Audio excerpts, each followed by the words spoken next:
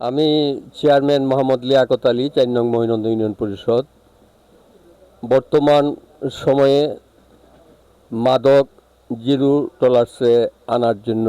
আমাদের এই মহিনন্দ ইউনিয়নের আবু বক্কর রেনু, সে এই মহিনন্দ ইউনিয়ন এবং পার্শ্ববর্তী ইউনিয়নগুলিতেও মাদক নিরসনের দৃষ্টিভঙ্গিতে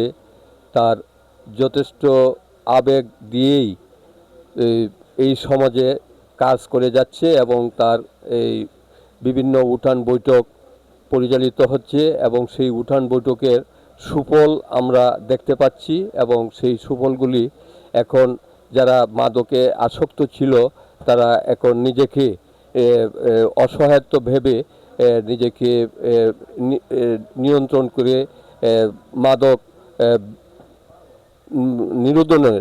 পক্ষে তারাও কথা বলছে। তারাও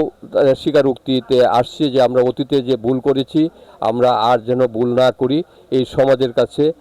অসহায়ত্ব প্রকাশ করে যাচ্ছে এবং সেটা আমরা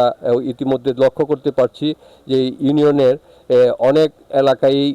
এই মিটিংগুলি হয়েছে এবং এলাকা ভিত্তিকেই এই সমাজ গড়ে উঠছে যে মাদক আমাদের কাছ থেকে দূর হয়ে যাবে এবং সেই দূর করার চিন্তা ভাবনা করতে গিয়ে প্রত্যেকটি এলাকার মাঝেই সচেতন লোকগুলি নিজ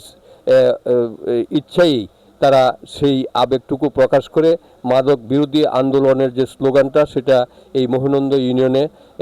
দূর করার জন্য সকলের প্রতিশ্রুতি এবং রেনু, আবু বক্কর রেনু সেটার উদ্যোক্তা হিসাবে তার